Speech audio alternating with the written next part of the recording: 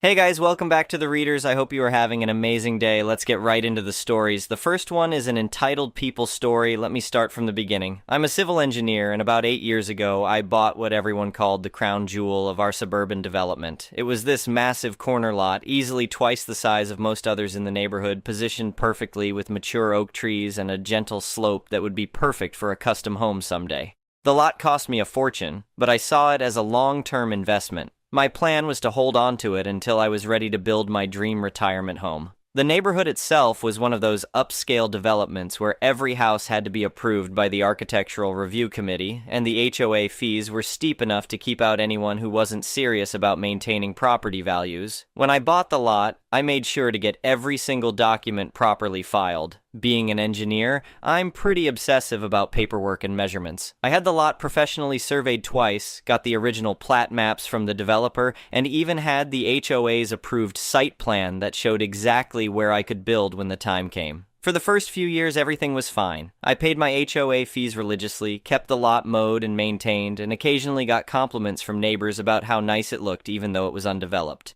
The HOA president back then was this reasonable guy who actually understood that not everyone was ready to build immediately, but then he moved away, and that's when things started going downhill.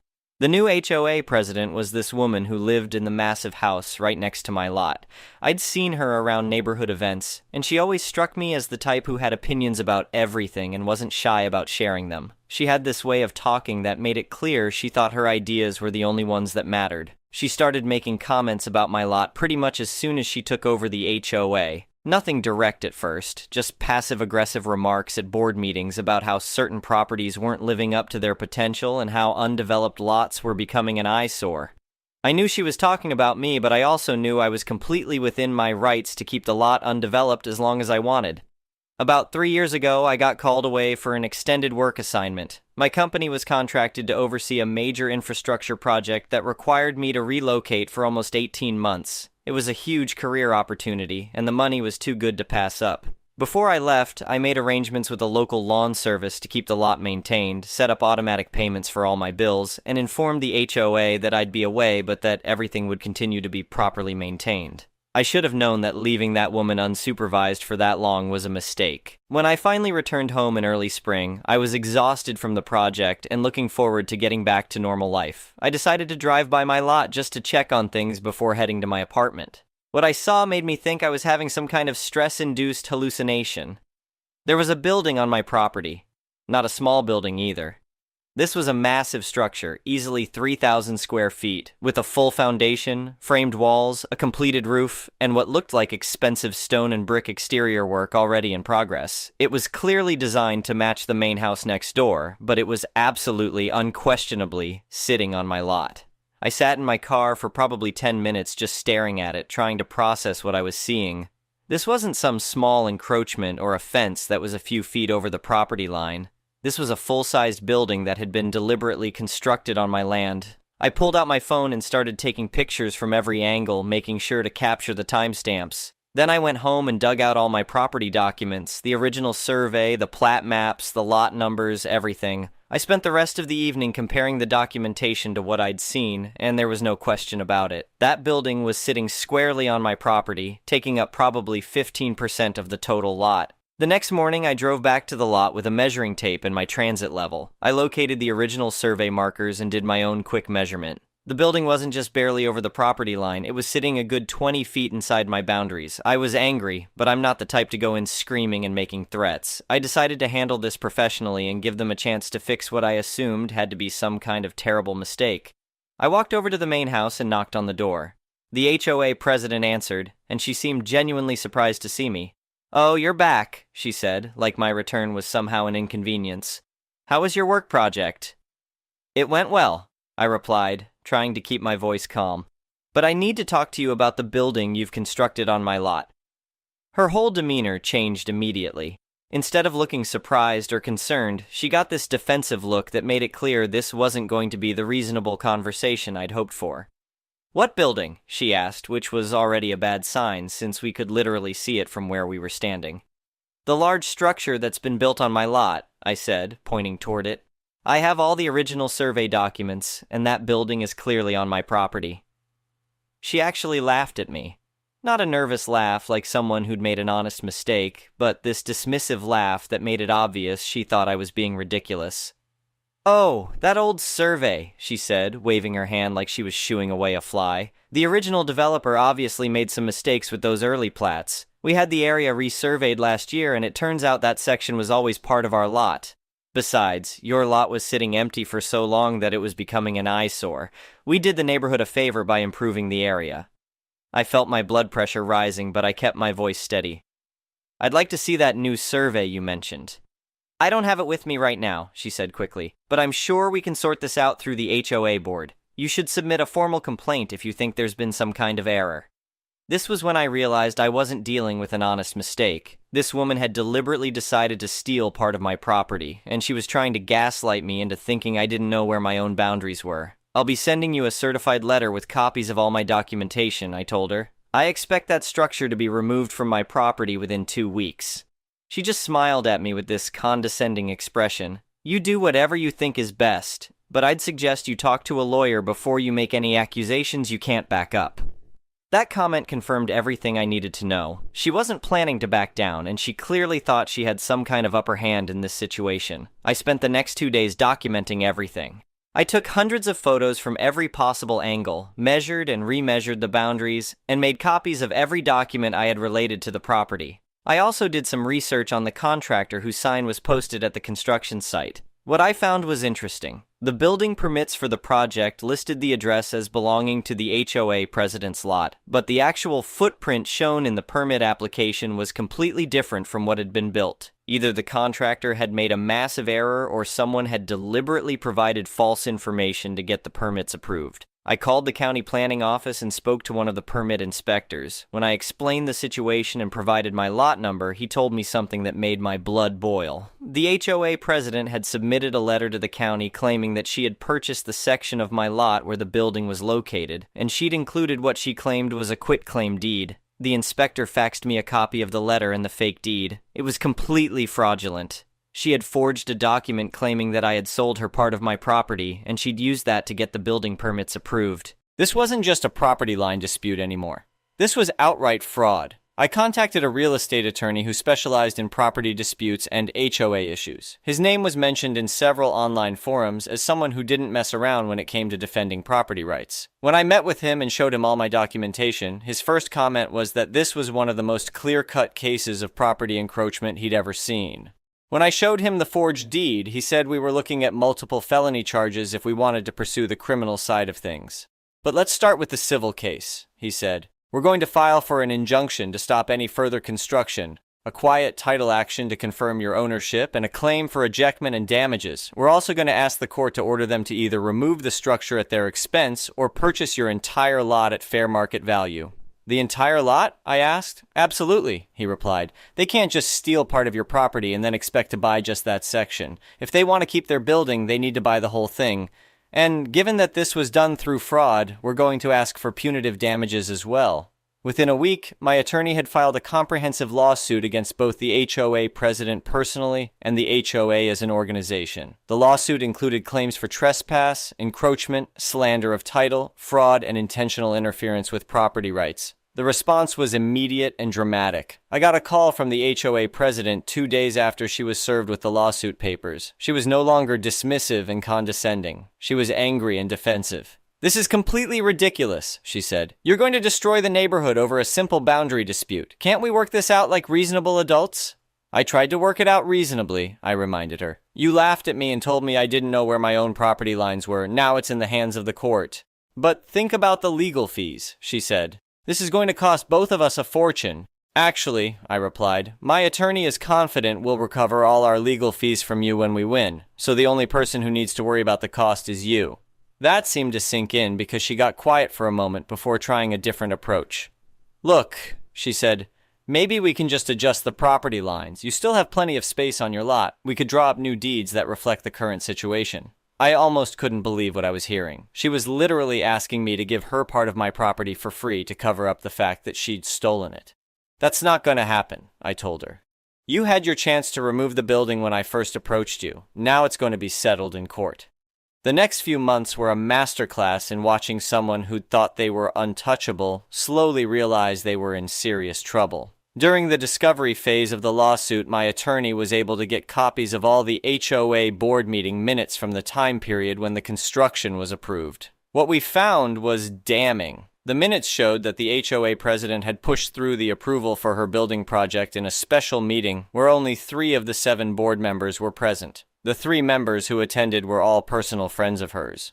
The meeting notice had been sent out with only 48 hours advance notice, which violated the HOA's own bylaws that required a week's notice for special meetings. Even more interesting, the minutes showed that when one board member asked to see the survey documentation for the project, the HOA president had told the board that she would handle getting the proper surveys and permits herself.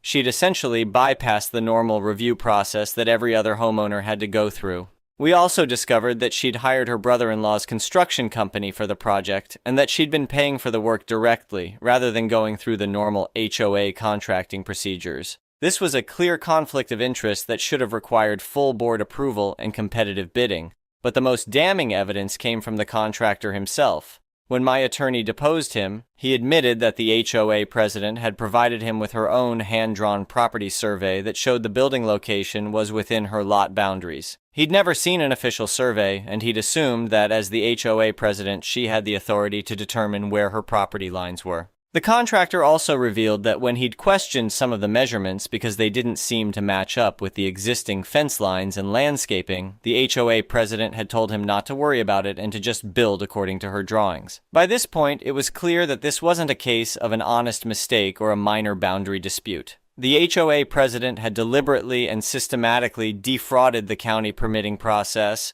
violated multiple HOA bylaws, and stolen a significant portion of my property. The case went to mediation first, which is pretty standard for property disputes. The mediator was a retired judge who'd been handling real estate cases for decades. The HOA president showed up to mediation with her own attorney, and it was obvious that her lawyer had explained to her just how much trouble she was in. She was no longer arrogant and dismissive. She looked nervous and kept glancing at her attorney before answering any questions. The mediator started by asking both sides to present their positions. My attorney laid out the facts methodically with photographs, surveys, permit records, and copies of the fraudulent deed. It took about 30 minutes to go through everything, and by the end it was clear that we had an airtight case. When it was the HOA president's turn to present her side, her attorney basically admitted that there had been some confusion about the property boundaries and that his client was willing to work toward a reasonable resolution. The mediator asked them directly if they were disputing any of the evidence we'd presented. After conferring with her attorney, the HOA president admitted that the building was indeed on my property and that the deed she'd submitted to the county was inaccurate.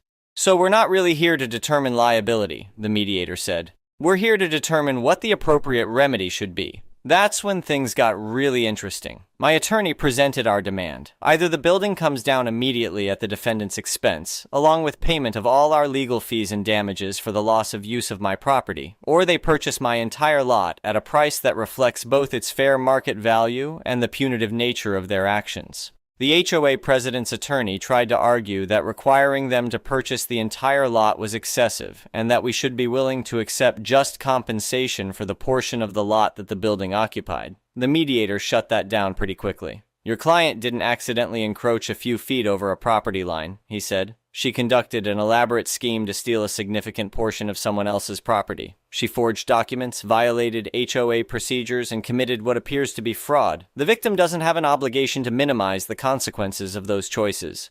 He also pointed out that because of where the building was positioned, it would make it impossible for me to build on my lot according to the original approved site plan. The building violated the setback requirements that would apply to any structure I wanted to build, effectively making a significant portion of my lot unbuildable. "So the choice is simple," the mediator concluded. "Either remove the building and restore the property to its original condition, or purchase the entire lot. But the plaintiff shouldn't have to accept a situation where his property rights are permanently diminished because of the defendant's illegal actions." The mediation broke down when the HOA president's attorney said they needed time to consider their options. I could tell from her expression that she was finally starting to understand the magnitude of what she'd done. 2 weeks later, we got their response. They were willing to purchase the lot, but they wanted to pay market value based on its condition as an undeveloped lot. My attorney's response was swift and brutal. We filed a motion asking the court to determine the appropriate remedy, and we included expert testimony about the cost of demolishing the building versus the fair market value of the entire lot. The demolition expert estimated that it would cost between $180,000 and $220,000 to completely remove the building and restore the lot to its original condition, plus additional costs for rebuilding the landscape and dealing with environmental issues related to the foundation removal. The real estate appraiser we hired valued my lot at around $350,000 in its current undeveloped state. But because of the circumstances of the forced sale, and the fact that the building would convey with the property, he estimated the fair market value for the entire improved lot at $525,000. But here's where things got even more expensive for them. My attorney argued that because this was a case involving fraud and intentional wrongdoing, we were entitled to punitive damages. He asked the court to set the purchase price at $750,000, which was more than double the original value of the lot. The judge scheduled a hearing to consider our motion, and that's where everything finally came to a head. The hearing was scheduled for a Wednesday morning, and I took the day off work to attend. I'd never been involved in a major lawsuit before, and I wasn't sure what to expect. The HOA president was there with her attorney, and she looked like she hadn't been sleeping well. She kept fidgeting with her purse and checking her phone, and I could tell she was stressed out. The judge had clearly reviewed all the evidence beforehand because he got straight to the point. This appears to be a straightforward case of intentional property encroachment involving fraudulent documentation, he said. The defendants have admitted that the structure in question was built on the plaintiff's property without permission, and there's evidence that false documents were submitted to county authorities to obtain building permits. He then asked the HOA president's attorney if they were prepared to have the building demolished and the property restored to its original condition. The attorney said that the cost of demolition would be financially devastating to his client, and he asked the court to consider allowing them to purchase just the portion of the lot where the building was located. The judge was not having any of that. "Your client made a calculated decision to build on someone else's property," he said. "She can't now claim that the natural consequences of that decision are unfairly harsh. The plaintiff has a right to the full use and enjoyment of his entire lot, and your client's building makes that impossible." Then the judge did something I wasn't expecting. He asked me directly if I would be willing to sell the entire lot rather than requiring demolition. "Your Honor," I said, "I originally bought this lot as a long-term investment and a place where I plan to build my retirement home. I'm willing to sell it, but only at a price that reflects both its fair market value and the fact that I'm being forced to sell because of the defendant's illegal actions." The judge nodded and asked my attorney to present our proposed purchase price again. When my attorney explained the $750,000 figure and the reasoning behind it, the judge asked the HOA president's attorney for their response. The attorney tried to argue that the amount was excessive, but the judge cut him off.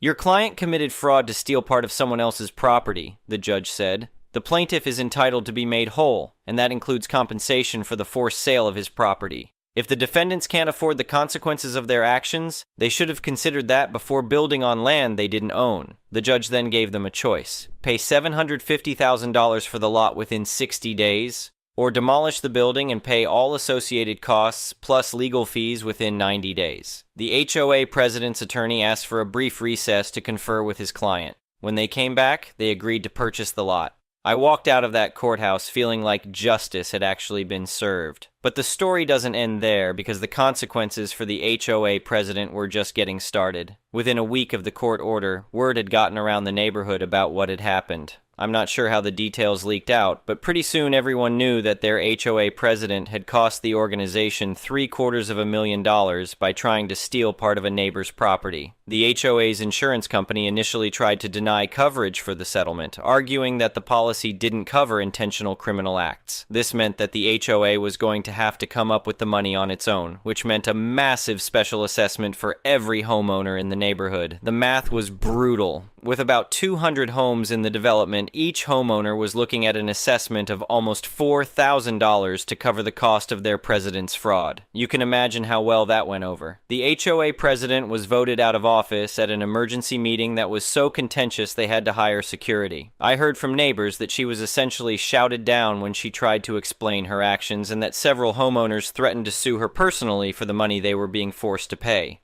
But the HOA's problems were just beginning. Several homeowners filed a class action lawsuit against the former president, claiming that she had breached her fiduciary duty to the HOA and seeking to recover their assessment money from her personally. The state attorney general's office also opened an investigation into the forged documents she'd submitted to the county, and she was eventually charged with multiple felonies related to fraud and forgery. I heard through the neighborhood grapevine that she ended up having to sell her house to pay for her legal defense, and to try to settle some of the civil claims against her. The irony wasn't lost on anyone that she ended up losing her own home because she'd tried to steal part of mine. As for me, I took the $750,000 and bought an even better piece of property about an hour outside the city. It's 20 acres of beautiful rolling hills with no HOA, no neighbors close enough to bother me, and no one who can tell me what I can or can't build on my own land. I did end up building that custom retirement home I'd always planned, just not where I originally intended. And you know what? It turned out even better than I'd hoped. The best part of the whole experience was proving that you don't have to just roll over when someone with a little bit of authority decides to walk all over you.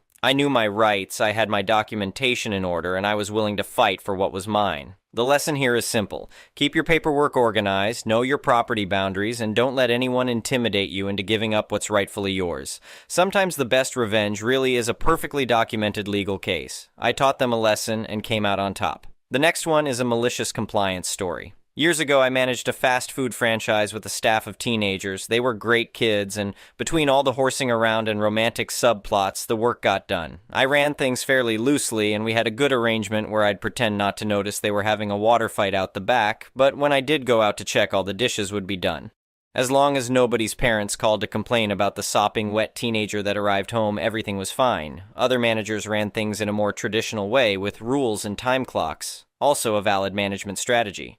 My area manager would stop by at random. He was a fair guy that liked his checklists. Do X task at X o'clock. My crew were trained in all the checklists and all necessary food and safety stuff, and I did watch that pretty closely, but knew each other and their jobs, so he'd show up and things would be in what I called predictable disarray. This would annoy him. I got word that he was coming, for once, and he was bringing along someone who was buying one of the franchises, using us as sort of a demo store. I was specifically asked to have my crew at their best, adhering to company checklists. I asked, okay, which do you want, my crew at their best or for us to follow your checklists?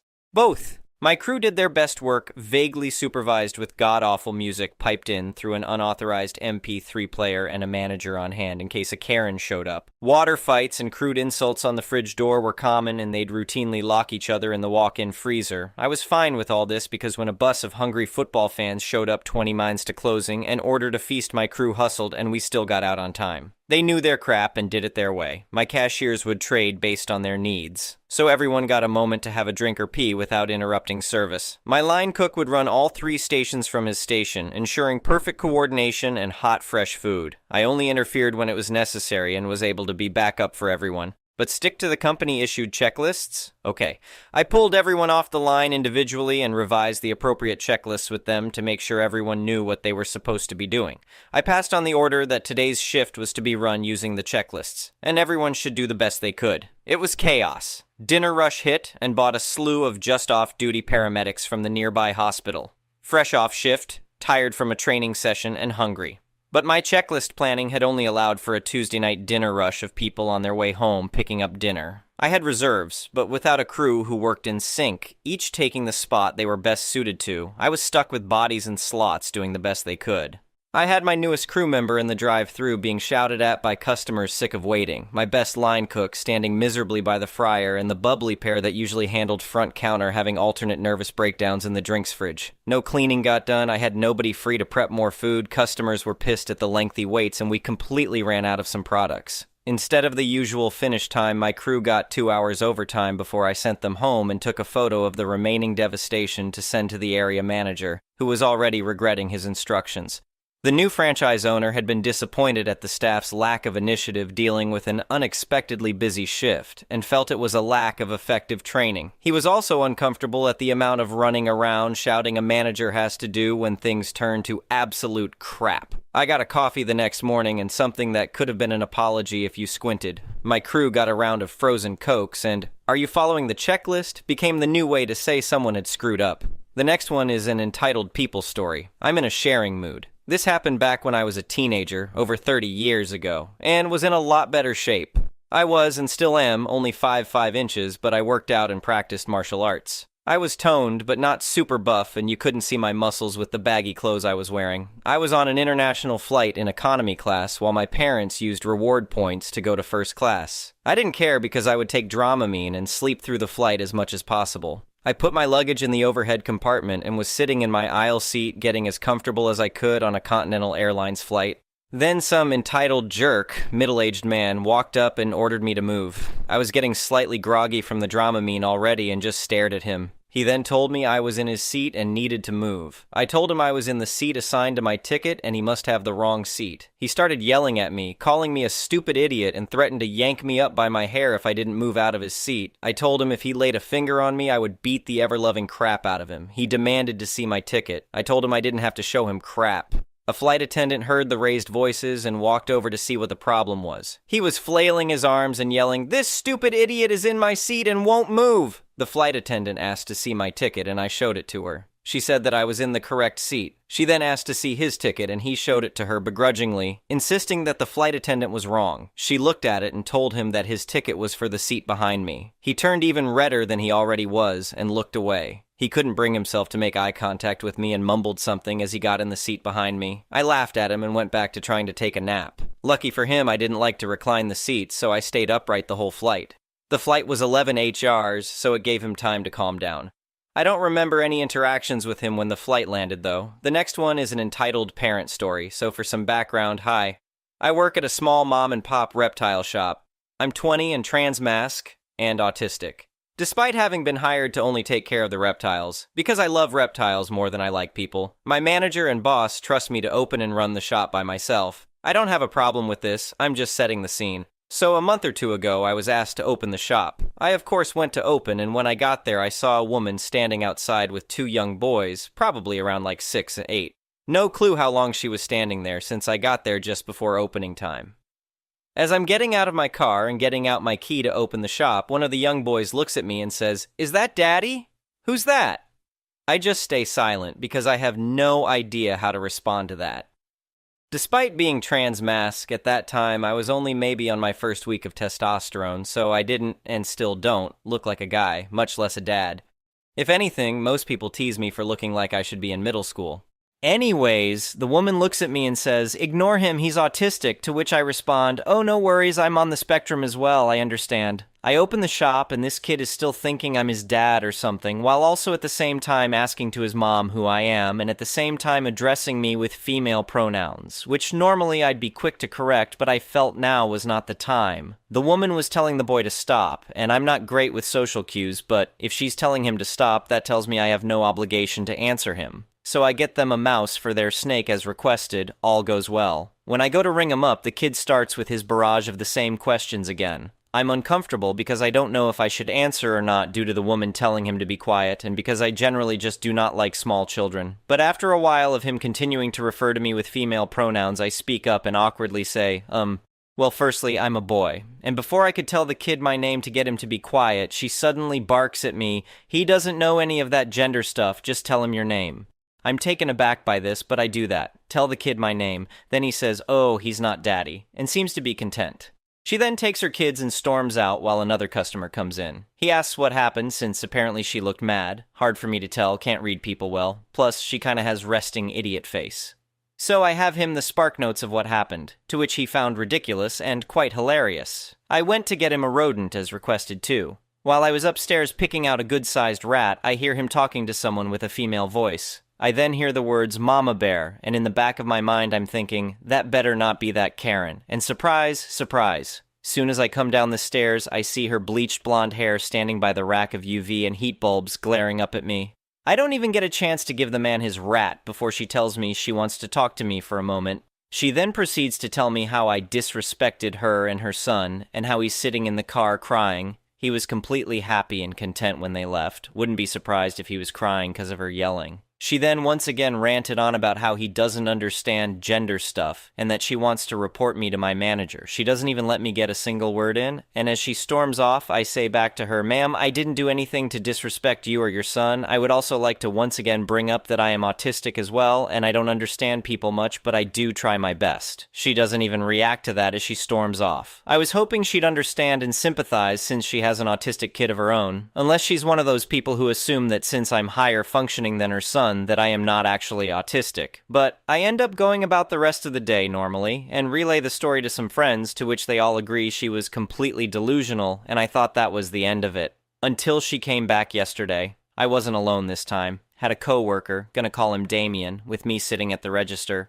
I was cleaning a ball python's tank when she came in and stopped in her tracks when she saw me. I looked up at her, thinking she looked familiar, and was about to go into my whole customer service. "Hi, can I help you with anything?" But similar to before, she speaks up before I can say anything with, "I'm here to get a mouse. I also want your manager's phone number. Remember me? Yeah, I want to report you." I'm sitting there flabbergasted like, my day just started, lady. I try to tell her that I don't think I can give her my manager's personal number before she cuts me off and storms over to Damien. I go back to taking care of the snakes while listening in. I can't hear all of it, but I overhear bits and pieces, like how I went off on her son.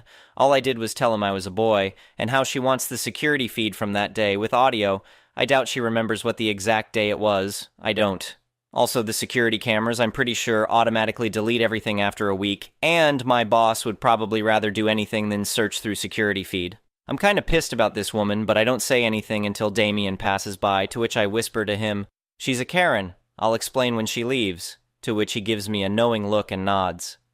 She doesn't try to talk to me or anything, thankfully, and once she left, I explained the story to Damien. We both had a good laugh about that. Unfortunately, she seems to be somewhat of a regular, though I've only seen her those 2 times, but that means this is not the end. I will update if she comes back. Also, I haven't told my manager about this yet because she's not usually in while I'm in, and she isn't the best with looking at her text messages. I'm gonna go in tomorrow and catch her up on all the lore, cause I know she'd be on my side. Knowing her, she'll probably find it hilarious. Update. Apparently my manager did end up speaking to this woman. According to her, the woman got offended because I said I was autistic. Like she wasn't expecting it, or she couldn't fathom the fact that someone other than her son could be autistic. I only said it as a way to sympathize, to be like, "Oh, no worries, I get it," but she instead found it as an insult in her strange, twisted mind. Anyways, my manager told her to not come in on Tuesdays since that's the day I run the shop anyway. Thank you for watching.